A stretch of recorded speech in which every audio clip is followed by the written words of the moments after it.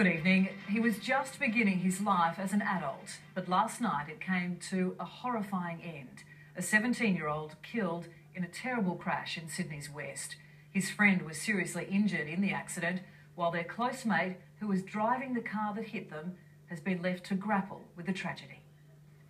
Disbelief and heartbreak for a young man who had the world at his feet.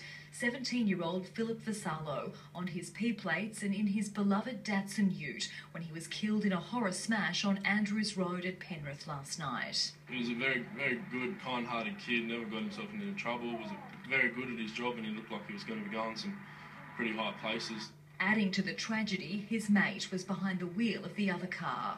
He's a top kid himself, and he wouldn't wish it upon anyone. The friends were travelling in a convoy heading eastbound when Philip stopped suddenly to perform a U-turn, hit on the driver's side by the Hilux ute travelling behind.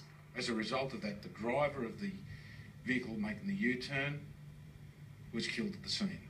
His passenger, 17-year-old Justin Galea, rushed to hospital with serious injuries. Philip from nearby Berkshire Park was in the second year of an apprenticeship as a fitter and turner. His family released this statement today. He was a caring and happy-go-lucky young man, much loved by all his family and friends, and will be greatly missed. All of the young men involved in this tragedy have a passion for cars, but their friends who were here with them last night say they weren't street racing or speeding. Adrian Zaberis was travelling in front of the cars. Today he wrote this on Facebook. It was a simple mistake while driving. Take it from the person who saw one of his best friends pass away. There was no street racing or drinking while we were out. I had driven with him many times and he had never done any, silly behaviour in the car. Live now to Laura Tunstall at Westmead Hospital for us. Laura, how is the other passenger doing tonight?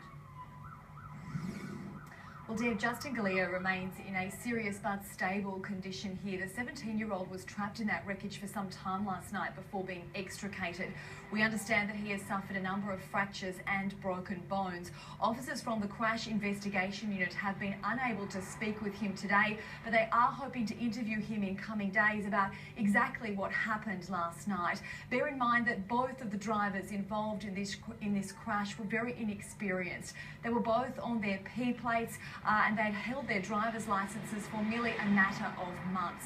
Police say if there is anything that can come out of this terrible tragedy, it is a message to other young drivers to take care on our roads.